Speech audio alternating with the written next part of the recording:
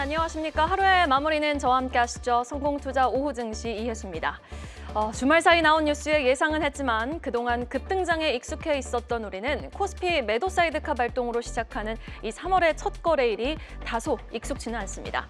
그러나 위든 아래든 변동성 확대는 주식시장에서 뗄 수 없는 친구이니 상승폭도 하락폭도 늘 극단적인 우리 시장.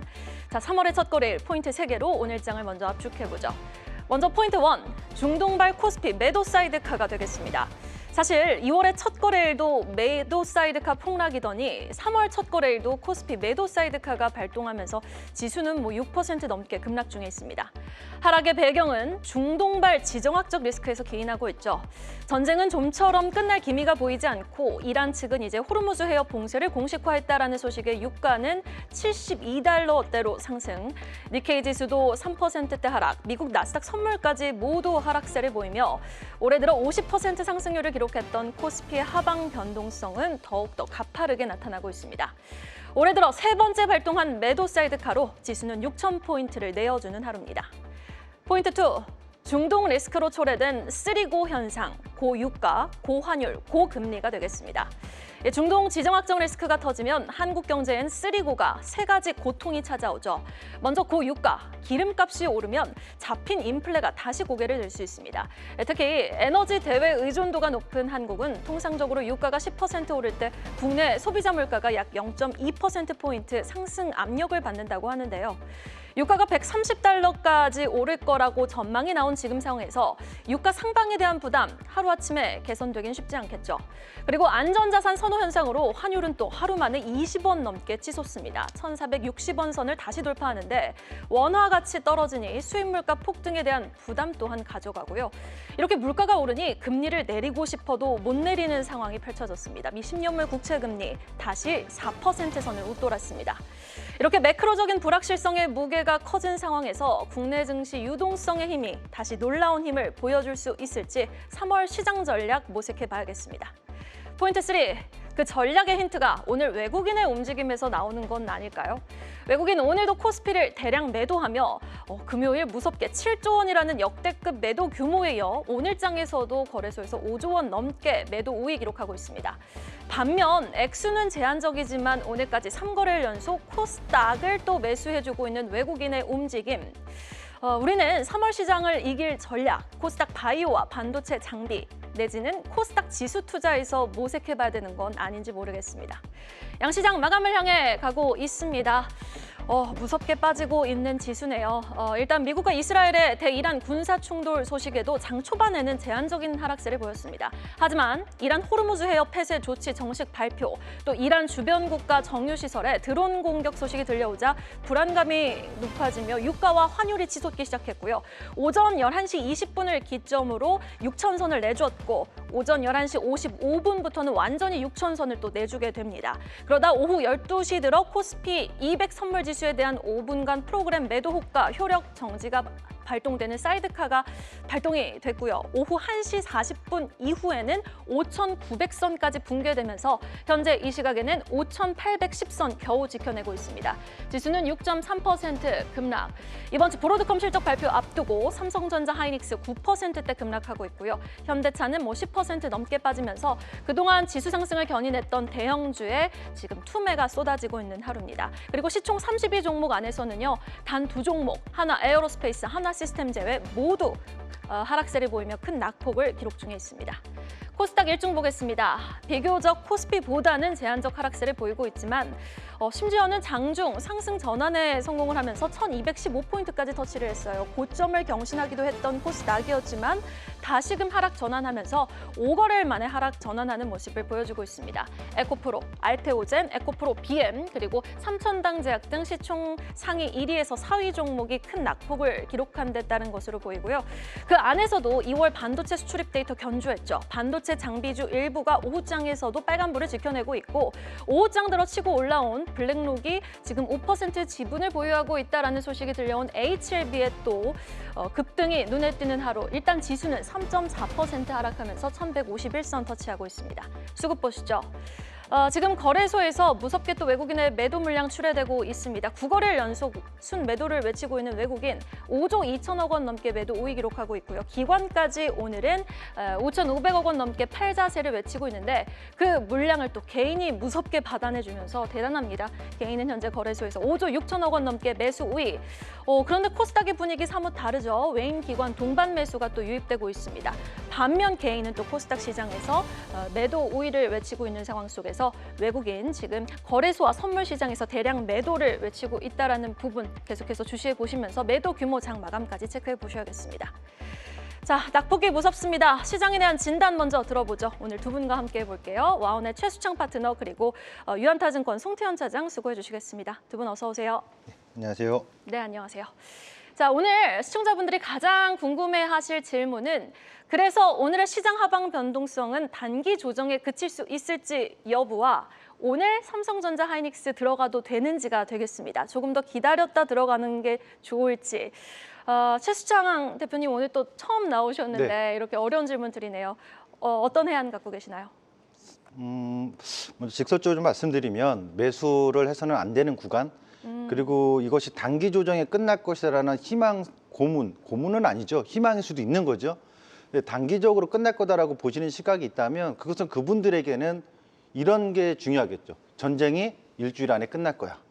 그렇다면 이건 단기 조정으로 강력히 매수 시점으로 봐야 되겠으나 확정할 수 있나요? 어느 누구도 확정할 수 없습니다. 이 전쟁이 일주일 내에 끝날지. 뭐 트럼프는 그런 얘기 했습니다만.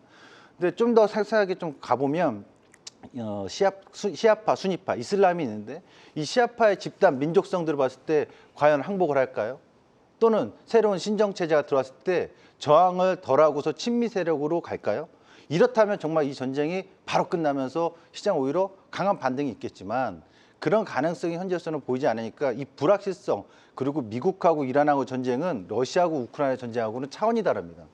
그러니까 보면 뭐 삼성전자 무슨 영향이 있냐 반도체가 어마어마한 파급력이 있겠죠. 그래서 지금 시점은 굳이 조급하게 6,000포인트 깨졌다고 빠르게 벌써 오늘 몇 조씩 들어가는데 전 좀 안타깝다고 봐요. 지난주 목요일에 제가 공교롭게도 어떤 대타 방송 출연을 들어왔다가 저녁 방송에서 최고점입니다. 6,000포인트 붕괴됩니다라고 말씀을 드렸는데 아주 시끌벅적했는데 지금 6,000포인트 이제 1차 이탈을 했거든요. 지금 시점에서는 기술적으로도 반등을 강하게 볼 자는 아니다. 5,400, 5,500포인트 정도가 왔을 때는 기술적 반등이 보일 수 있다. 안 오고서 반등이 보이고 다시 6,000이 온다면 그것은 다시 한번 5,500, 5,400까지 내려가니까 1차적으로 5,500, 5,400포인트에서의 기술적 반등이 있기 전까지는 서둘지 않았으면 좋겠다. 그리고 이 전쟁이 장기전으로 간다라고 확정적으로 얘기하는 것도 아니고 조금 더 신중하게 살펴야 된다. 이제 시작한 전쟁이기 때문에 이것에 대한 좀 더 신중하고 엄중한 고민을 좀 해볼 필요성이 있지 않을까 이렇게 좀 보여집니다.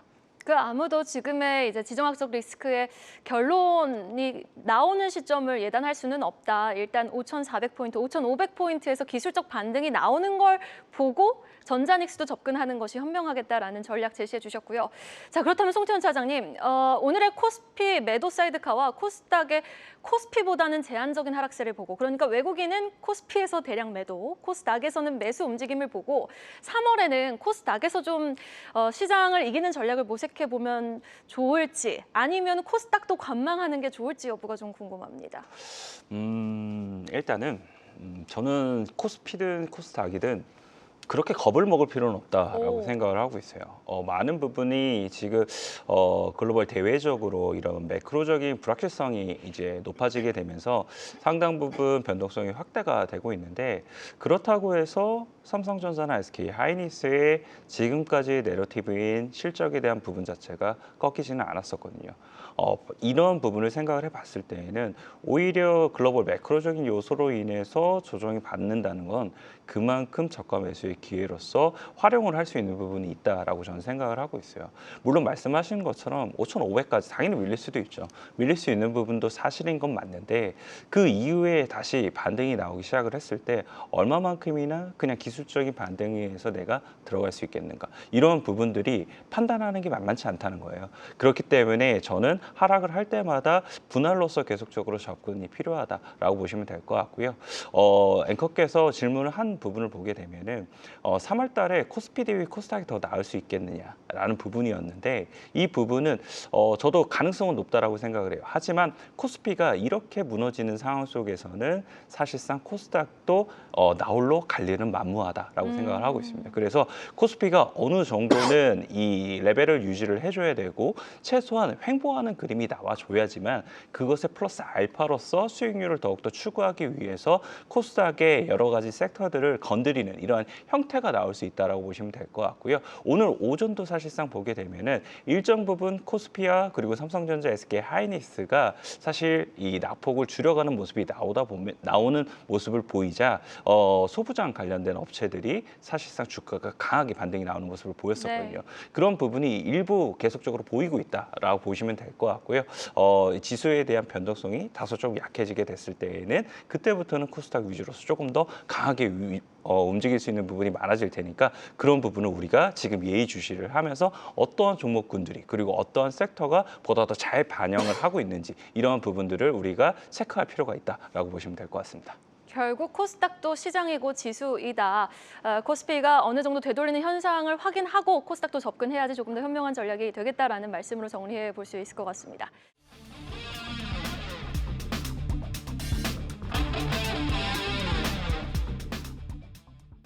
네, 계속해서 스튜디오에 나와주신 두 분과 함께 파이널 콜로 오늘 장을 쫙 한번 정리해보죠.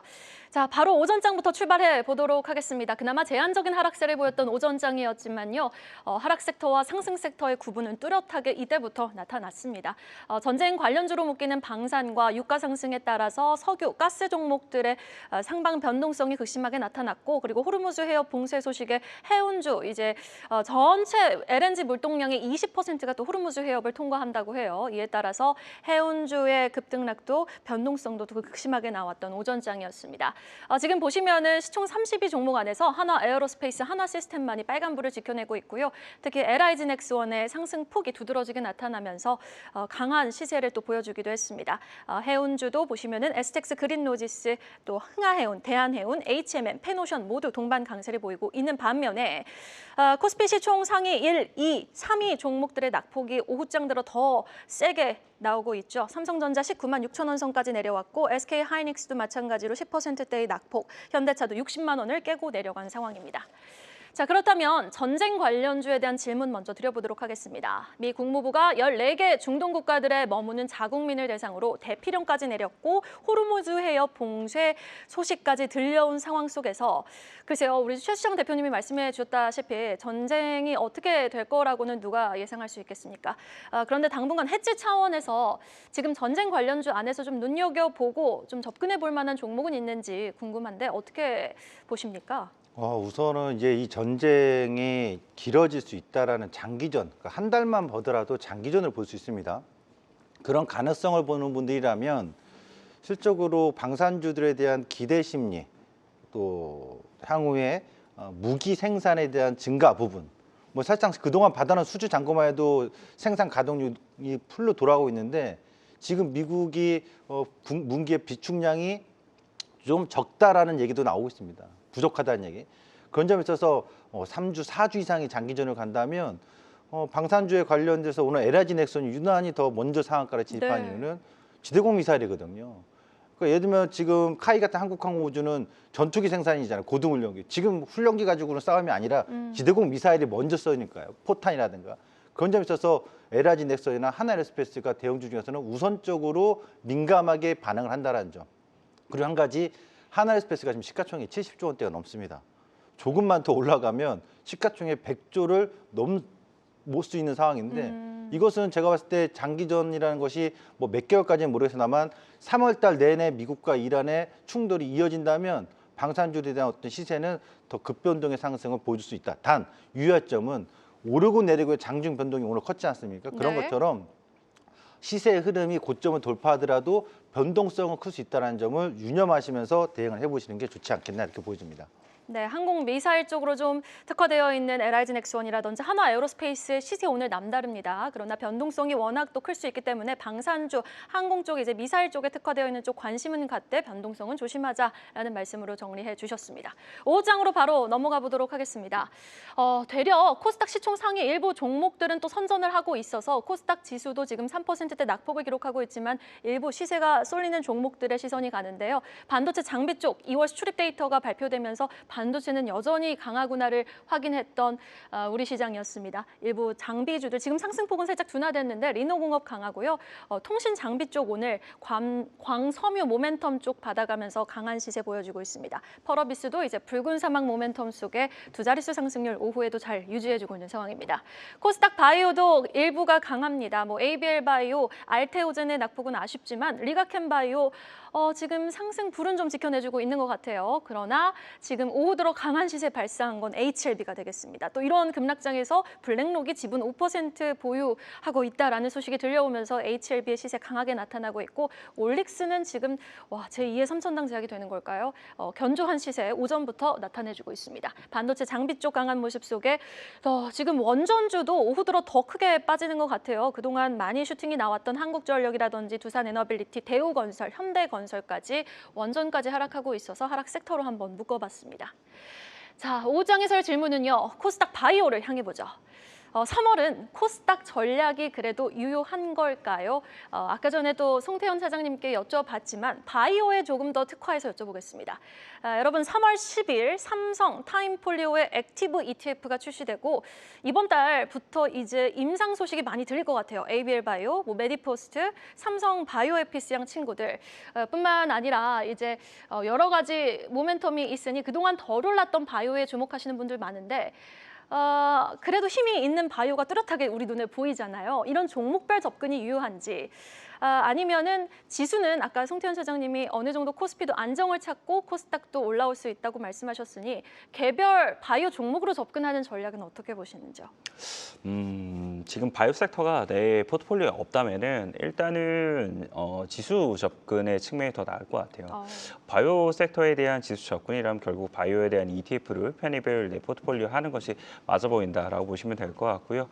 포트폴리오 내에 보게 되면은 사실상 시가총액 상위 종목군들이 대부분 포진이 되어 있고 그리고 그 안에서에 대한 수익률도 역시나 더욱더 잘 나올 수 있는 부분이 있기 때문에 일단은 바이오 ETF에 대한 편입을 최우선적으로 고려가 돼야 된다라고 보시면 될 것 같습니다. 그 외에 이제 수급적인 요인으로 어떤 종목군들이 더 좋고 나쁘고 이런 부분들은 지켜보시면서 대응을 좀 필요하다라고 보시면 될 것 같은데 일단은 수급적인 요인에 의해서 바이오 섹터가 좋아질 요소는 상당히 많다라고 저는 생각을 하고 있어요. 코스닥 시장에 대한 부분이 이제 더 어느 정도 변수성이 줄어들고 난 이후부터 코스닥 중심으로 움직이기 시작을 했을 때에는 결국은 코스닥 시가총액 상위 종목 중에 30% 넘게가 바이오에 이제 포지션이 되어 있다는 점을 생각을 해봤을 때에는 바이오 섹터에 대한 이 수급 유입이 강하게 들어올 가능성이 상당히 높겠구나라는 부분을 생각을 해볼 수 있는 것 같고 아까 앵커께서 말을 하신 것처럼 삼성 바이오 액티브라든지 아니면은 폴리오 관련돼서도 계속적으로 액티브 ETF가 이제 더욱더 많은 부분 선정이 되고 있고 그리고 이 펀드 조성 관련돼서도 계속적으로 바이오 쪽에 대한 유입이 더욱더 많은 부분 나올 수 있을 테니까 그런 부분들이 더욱더 많이 수급적으로 더 강해질 수 있는 부분이 있을 것이라고 보시면 될 것 같아요. 그리고 학회 일정을 보게 되면은 3월, 4월에 하나는 이제 에스모 관련돼서 6종 그리고 희귀암 관련된 학회가 있는 부분이 있게 될 거고요. 그리고 4월 달은 AACR 관련돼서 학회가 있게 될 텐데 이 관련돼서도 포인트를 잡아낼 수 있는 부분들은 여러 가지가 있어 보인다라고 보시면 될 것 같아요. 리가켄 같은 경우에는 6종이라든지 아니면 희귀암 관련돼서 ADC와 관련된 이 플랫폼을 사용을 하게 되면서 얼마만큼이나 더욱더 잘 반응을 할 수 있을지 이런 부분에 대해서 포커스를 조금 더 많이 맞춰볼 수 있는 부분이 있지 않나라고 생각을 해볼 수 있는 것 같고 오늘 같은 경우에는 지수가 오후로 가게 되면서 좀 약해지다 보니까 상승폭을 대부분 반납을 하기는 했지만 추가적으로 이러한 부분에 기인해서 움직일 가능성이 상당히 높아 보이고요. 또 하나는 이제 에임드 바이오 같은 경우에는 사실 코스닥 이 특례 편입에 대한 부분이 결정이 된 부분이 있게 될 거잖아요. 그 결정 관련돼서 사실상 편입 날 당시를 보게 되면은 보수적으로 생각을 해봤을 때에는 한 2,500억 정도의 이 패시브 자금의 유입이 예상이 되고 있다라고 보시면 될 것 같고, 조금 더 공격적으로 보게 되면은 9천억에서 1조까지도 그날 이 패시브에 대한 자금이 편입될 가능성이 있거든요. 그런 부분을 생각을 해봤을 때 에임드바이오가 지금 바닥에서부터에 대한 반등이 금요일 날 그리고 오늘 계속 이어지고 있는데, 추가적인 기대감에 의해서 더욱더 움직일 가능성이 단기적으로는 더 높지 않나라고 생각이 되고 있어서, 바이오 ETF에 대한 부분 그리고 일부 종목에 관련돼서는 수급적인 요인이 더 많이 들어올 수 있는 종목군들, 이렇게 같이 합쳐서 들어가 보시는 게 어떨까, 이렇게 생각되고 있습니다. 네, 하크의 일정 모멘텀이 유효한 쪽, 수급적으로 좀 우호적인 모습을 보이는 쪽을 집중 좀 ETF 쪽으로 한번 투자해 보는 것이 좋지 않을까 생각한다라고 말씀해 주셨습니다. 벌써 3시 24분이네요. 동시호가 상황으로 진입을 해보도록 하겠습니다. 와, 이거 너무 많이 빠지는 것 같아요. 일단 뭐 급등과 급락은 짝꿍이니 이런 급등 후에 낙폭도 우리가 받아들여야 되는 건지, 일단 코스피는 7% 넘게 급락 마감 예상되고 있습니다. 5,780선에서 마감 예상되고 있고요. 코스닥도 좀 그래도 낙폭 제한적인 줄 알았는데 4%, 4.6%까지 낙폭 확대하면서 마감될 것으로 예상되고 있습니다. 와, 삼성전자, SK하이닉스가 10%대 하락세를 보이고 있습니다. 그동안 좀 급등했던 부분, 많은 부분을 좀 또 돌려 세우는 모습인데 아직까지 기회라고 접근하기에는 이르다는 말씀이신 거죠? 또 다른 얘기를 하나 해드릴게요. 네. 지금 오늘 아마 거의 방송 매체에서 전쟁 때문이라는 원인들을 얘기할 수밖에 없죠. 네. 다들 아는 사실이니까요. 근데 얼마 전에 고점을 찍을 때 1조 달러 삼성전자에 아마 자막들을 많이 보셨을 겁니다. 여러분, 그때 당시 삼성전자가 전 세계 시가총액 몇인 줄 아십니까? 12등입니다. 네. 12등 이후에 어떤 기업들이 있냐? 사우디의 아람코, 그 다음에 TSMC 빼면 전부 다 미국의 빅테크 기업들이었거든요. 근데 미국의 빅테크 기업들은 사실상 작년 10월, 11월 달부터 고점이 계속 낮아지고 있었습니다. 그 대표적인 게 마이크로소프트였죠. 그럼 삼성전자가 아주 훌륭한 기업은 맞습니다만, 삼성전자가 전 세계 1위, 넘버1이 됐을 정도로 엔비디아라든가 아마존이라든가 애플이라든가 뛰어넘을 정도의 가치평가를 받을 수 있을까요? 제가 지난주에 40만 전자 얘기 나온 보고서 보고 깜짝 놀랐습니다. 전쟁을 떠나서 현실적으로 올해 안에 40만 전자를 바라보고 투자한다는 관점은 거의 불가능에 가까우니까요. 그거 뭐냐면 세계 시가총액 12등인데 나머지 11등 기업이 뛰어넘는 가치평가를 올해 삼성전자만 유독 받을 수 있겠습니까? 왜냐? 결국 그 빅테크 기업들이 AI에 대한 투자를 하는 거, 그 낙수 효과를 삼성전자가 보는 것인데 삼성전자가 완전한 갑이 아니거든요. 그렇다면 삼성전자에 대한 20만 원 넘어갔을 때 시가총액에 대한 밸류 평가를 했을 때는 고평가 논란이라다가 이 정도면 이제 한번 차익 실현 해야 되는 시점이 아니냐. 그 얘기를 제 개인 노트북 최수창에서 계속 언급해드리고 지난주 방송에 저녁 방송 출연했을 때도 그 언급해드렸을 때 다들 진짜 논란이 있었어요. 지금은 전쟁이라는 불가피한 이슈 때문에 오늘 이렇게 하락했으나 실질적으로 삼성전자나 SK하이닉스에 냉정하게 본다면 고점에서 차익 실현하는 시점으로 과감한 결단을 해야 되는 시점인지 아닌지 고민할 시점이었지 적극적인 투자 시점은 아니란 말이죠. 그렇다면 지금은 SK하이닉스나 삼성전자도 똑같이 개별주가 되어버렸습니다. 시장 지수의 변동에 있어서 급락이 나왔으니 예를 들어서 17만 한 몇천 원 정도 또는 15만 몇천 원까지 다이렉트 쉬지 않고 다이렉트 급락한다면 이건 당연히 기술적 반등이 가게 나오니까 오히려 그때는 매수의 기회가 되겠죠. 오늘 매수 얘기하는 거 정말 불편할 겁니다. 저 매수 얘기 안 했습니다. 매도하고 현금 들고 이게 맞다고 항상 얘기했는데 그때 불과 하루 전 이틀 전까지만 해도 어느 누구도 귀 기울이지 않았거든요. 지금 시점에서 냉정해지십시오. 뭘 매수한다 매도한다 이게 아니라 지금은 전쟁이라는 것도 있지만 삼성전자 반도체에 대한 어떤 밸류도 고민을 벌써 해봤어야 되는 시점이고, 이제 이런 낙폭은 오히려 기술적 대응을 할 줄 아는 분들이라면 17만 원 5천 원까지 내려와 봐라. 거기서 기술적인 반등으로 매매 차익을 노릴 수 있는 타이밍을 한번 분할 매수 시점으로 노려볼 수 있는 게 제가 봤을 때 17만 5천 원 또는 15만 8천 원 정도가 되지 않겠나 이렇게 좀 보여집니다. 네, 알겠습니다. 17만 5천 원대까지 내려왔을 때까지 한번 지켜봐야 된다. 지금 섣부르게 매수 접근을 하기에는 아직은 좀 위험 구간이다라고 말씀해 주셨는데, 같은 질문 송태현 차장님께 드려보고 싶어요. 왜냐하면 두 분의 의견이 좀 다른 것 같거든요. 비슷하면서도 좀 결이 달라서 송태현 사장님은 어떻게 보세요? 뭐 지금 채팅창 보니까 내일 바로 매수 사이드카 나올 수도 있는데 라는 의견이 있어서 궁금해서요. 저도 일부는 그럴 수도 있다라고 생각을 하고 있어요. 물론 계속 이 장 끝까지 밀리는 모습들 그리고 외국인들에 대한 누적 포지션 자체가 계속적으로 많이 늘어나고 있다는 점이 확률은 낮아 보이기는 하지만 계속적으로 움직임이 나올 수 있다고 생각을 합니다. 파트너께서 이제 사실 시가총액에 대한 이야기를 하시는 부분이 있었었는데 반대로 실적에 대한 부분을 말씀을 드리게 되면은 과연 엔비디아가 얼마를 지금 벌고 있는가 그리고 삼성전자는 또 올해 얼마를 벌 것인가라는 부분을 생각을 해봤을 때에는 물론 1위까지 뭐 다 올라가겠다 이렇게 말씀을 드리는 것이 아니라 충분히 업사이드는 앞으로도 나올 수 있는 부분이 있다라고 저는 생각을 하고 있고요. 그런 부분에서 오늘의 급락이 과연 이것을 기술적으로 대응을 하는 것이 맞는 것인가 아니면 이 실적의 성장의 스토리가 꺾이지 않는 한에서는 이 주가의 움직임 자체의 변동성을 내가 컨트롤할 수가 없을 테니까 그런 부분에 있어서는 변동성을 조금씩 줄이기 위해서는 내가 결국은 분할 매수라든지 이런 부분으로 대응을 하시는 것이 맞는 것인지 이렇게 저는 좀 생각을 하고 있어요. 그래서 저는 결국은 기술적인 부분에 의해서 얼마 먹게 된다 하더라도 그 기술적인 포인트에서 먹을 때는 한 5%, 6% 먹으면 그대로 나오게 되거든요. 그런 부분은 크게는 중요하지는 않다라고 저는 생각을 하고 있고 실적에 대한 눈높이 그리고 실적에 대한 가이던스 자체가 깨지지 않는 한에서는 저는 주가가 하락이 나올 때에는 그때는 추가의 매수의 기회로서 활용을 하는 것이 더욱더 맞다. 그리고 그것에 관련돼서 반도체 소부장도 더욱더 확산이 나올 수 있을 테니까 투자의 아이디어를 확산을 시키는 구간이지 여기를 이 전쟁에 의한 부분 그리고 차익에 의한 부분에서 내가 움츠러드는 것은 약간의 많은 기회비용이 오히려 나올 수 있는 부분이 되지 않을까라고 생각을 하고 있어서 저는 조금 더 적극적으로 대응하시는 것이 맞다라고 말씀드리도록 하겠습니다.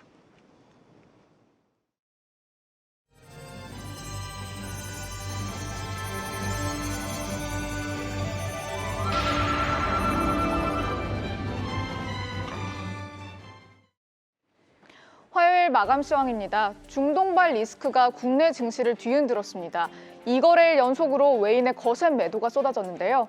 지난 거래일 거래소에서 외인이 역대급 금액을 팔아냈죠. 오늘도 외인 매도라는 매서운 파도가 지수를 끌어내렸습니다. 오늘 장 한마디로 정리해보시죠. 외인 대규모 주식 팔자, 코스피 5,800 붕괴입니다. 코스피가 장중 5,800선이 무너졌고 마감에 가까워질수록 하락폭을 더 키웠는데요. 속절없이 6,000선을 내준 코스피, 지수에 더더욱 힘이 빠졌습니다. 화요일장 증시 흐름과 특징 섹터 함께 알아보시죠. 양지수 모두 개장 때보다 낙폭을 훌쩍 키우고 말았습니다. 특히 코스피는 반도체 투톱의 깊은 하락폭, 지수 하방 압력을 강하게 받았는데요. 양지수 흐름 일중으로 함께 살펴보시죠. 코스피 일중부터 보시면 1%대 낙폭으로 개장했지만 점점 더 낙폭을 키우고 말았습니다. 오전 11시에 6,000선을 내줬고요. 오후장에서는 5,900, 이내 5,800까지 내주고 말았는데요. 현재는 7.25% 하락하면서 5,791선으로 마감했습니다. 코스닥 일중도 보이시죠? 코스닥은 장중 한때 상승 전환하기도 했는데요. 1,200선을 넘어서기도 했습니다. 하지만 오전 11시부터 급격히 지수에 힘이 빠졌습니다. 가파른 하락 곡선을 그렸고요. 현재 마감 전 더 하락폭을 키우면서 4.6% 하락, 1,137선으로 마감했습니다. 오늘은 양시장의 시총 상위주 그리고 하락장에서 견조하게 상승한 두 업종을 살펴보겠습니다. 먼저 코스피 시총 상위주 흐름부터 보시죠. 1위부터 5위 종목 일제히 하락으로 마감을 했습니다. 특히 삼성전자와 SK하이닉스, 반도체 투톱이 10% 가까이 떨어지다가 SK하이닉스는 11% 이상으로 하락폭을 키웠는데요. 2월 수출이 전년 대비 29%나 증가를 했고 이는 반도체 업종에 견인했다라는 지표가 나왔죠. 증권사들도 반도체 실적의 지정학 리스크가 제한적일 것이고 공급망 교란도 크지 않을 것이다라고 전망했는데요. 하지만 중동발 리스크의 반도체 투톱의 오늘 주가 크게 타격을 받았습니다. 현대차의 주가도 보시면 현재 11.7% 하락으로 마감했습니다. 상위주 내에서도 큰 폭의 하락세 보이고 있죠. 최근 연이어 주가가 상승했다가 오늘 깊은 조정을 받고 있습니다. 교보증권은 현대차의 목표가 90만 원을 제시하는 목표가 상향 리포트 내기도 했는데요. 글로벌 리스크 속 주가 하락을 면치 못하고 있습니다. LG에너지솔루션도 7.9% 하락하면서 장을 마쳤습니다. 다음은 6위부터 10위 종목도 보겠습니다. 상위주 내에서 유일하게 한화 에어로스페이스만 강한 상승불을 켰습니다. 중동 지역의 확전으로 방산주는 수혜가 전망되고 있죠. 나머지 종목들은 일제히 강한 하락폭을 키웠는데요. 기아도 현대차와 동반 하락하고 있습니다. 현대차와 기아가 지난달에 인도에서 최고 판매량을 달성했다는 긍정적인 뉴스에도 불구하고 약세장에서는 뉴스가 반영되지 못했습니다. 두산에너빌리티 지난 거래일 원전주 강세에도 불구하고 큰 폭으로 하락하며 마감했습니다. 다음은 코스닥의 시총 상위주 흐름도 보겠습니다. 1위부터 5위 보시면 일제히 역시 하락으로 마감했는데요. 특히 에코프로와 에코프로 BM의 하락폭이 매우 깊었습니다. 양지수 모두 시총 상위주의 매도 흐름이 더 집중되는 모습이었습니다. 알테오젠과 삼천당제약 등 바이오주도 약세인 가운데 레인보우 로보틱스는 장중에 잠시 상승불 켜기도 했는데요. 오후장 들어 하락으로 마감하면서 2.3% 하락을 기록했습니다. 6위부터 10위도 보시죠. 네, 코스닥 6위부터 10위는 리노공업이 상승불을 켜내며 마감을 했습니다. 리노공업은 호실적이 부각되며 하락장에서도 주가가 상승했는데요. 전년 같은 기간보다 영업이익이 42%나 증가했고요. 매출과 영업이익 모두 역대 최대치를 기록했습니다. 바이오주 대부분 약세인 가운데 HLB는 4.4% 상승으로 마감했습니다. 다음은 오늘장에서 주목받은 상승 섹터 두 가지 살펴보겠습니다. 먼저 방산주 보겠습니다. 지난 거래일부터 UAE와의 협력으로 주목받은 방산주, 중동 지역 확전에 오늘장 불기둥을 뿜었습니다. 하나증권은 국내 방산 기업들이 중동 무기 수요 증가로 인한 수혜를 입을 것이다라고 전망했는데요. 하나 에어로스페이스는 사우디 지상 무기 그리고 현대로템은 이라크 전차 수주 확보에 집중하고 있다고 설명했습니다. 한화 에어로스페이스 시총 상위주 내 유일하게 상승불을 켰었죠. 한화 에어로스페이스는 19.8% 상승으로 마감했습니다. LIG 넥스원은 장 초반부터 상한가로 직행했는데요. 현재도 상한가 풀리지 않은 채로 마감했고요. 52주 신고가를 경신했습니다. 다음은 두 번째 상승 섹터 보겠습니다. 정유주입니다. 정유주는 등경유 마진이 큰 폭으로 상승했고 지정학적 해지 수요의 수혜를 입을 것이란 증권사의 전망 나오고 있죠. 특히나 S-오일 오늘장 큰 폭의 강세 시연했는데요. LS증권은 S-오일에 대해서 정제 마진 개선의 영향이 오롯이 반영될 기업이다라고 전망했습니다. 원가 상승 부담에도 불구하고 마진 개선으로 인해 S-오일의 정유, 화학 부문의 수익성이 상승할 것이다라고 전망을 했는데요. S-오일 주가 현재 28% 이상 오르면서 마감했습니다.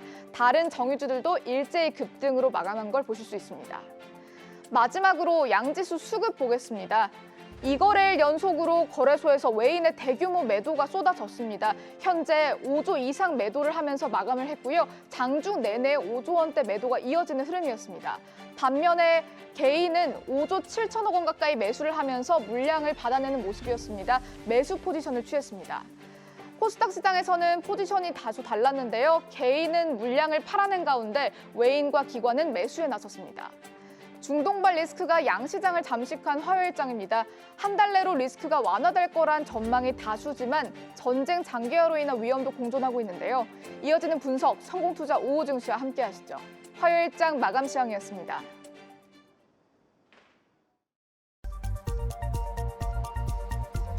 이 시각 딜링룸입니다. 외환시장 동향. 오늘은 우리은행 임환열 연구원과 자세히 살펴보죠. 연구원님 안녕하십니까? 네, 안녕하세요.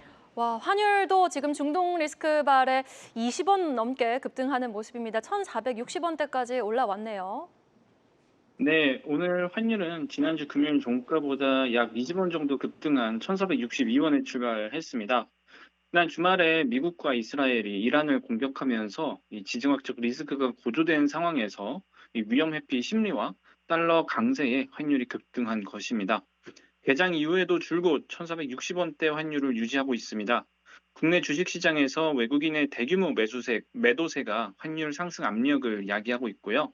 또 여기에서의 달러 가치도 아시아장에서 강세를 유지하고 있기 때문에 오늘 환율의 하단은 견고하게 유지되었습니다. 아직 이란 전쟁의 양상이 어떻게 흘러갈지 불확실성이 큰 상황에서 시장 참여자들은 쉽게 환율 하락에 베팅하지 못하는 모습을 보여주면서 환율은 1,460원대 중반을 중심으로 등락을 했습니다.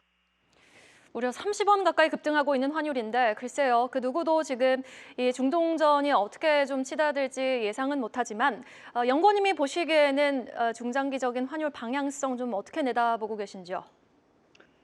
네, 일단 단기적으로 봤을 때 3월 초에는 미국과 이란의 군사적 대립이 유가 상승을 야기하고 또 위험자산 선호 위축을 야기한다는 점에서 1470원대에서 환율 고점을 확인할 것으로 생각을 하고 있습니다. 그렇지만 작년 6월 이란과 이스라엘의 분쟁으로 중동 리스크가 부상하면서 이 단기적으로 환율이 상승한 전례가 있습니다. 그러나 이 당시에 이 지정학적 위험은 한 달 넘게 지속되지 않았고 안정화되었다라는 점을 고려를 한다면은 이번 상황에서도 마찬가지로 중장기적으로 환율에 미치는 영향은 제한적일 것이라고 생각을 하고 있습니다. 월말로 가면서 이 수출업체의 달러 매도 물량에 힘입어서 환율은 1410원대로 하락할 것으로 생각을 하고 있습니다. 다만 호르무즈 해협 봉쇄로 높은 유가가 지속되는 시나리오도 고려를 할 수가 있는데 그 경우에는 원화가 타격을 받으면서 1450원을 상회하는 높은 흐름이 지속될 가능성에도 유의해야겠습니다. 여기까지 들어보겠습니다. 지금까지 우리은행 임환열 연구원이었습니다. 말씀 고맙습니다. 네, 감사합니다. 계속해서 다양한 경제 이슈를 알고 싶다면 구독과 좋아요, 알림 설정 부탁드립니다. AI 캐스터 권미정이었습니다.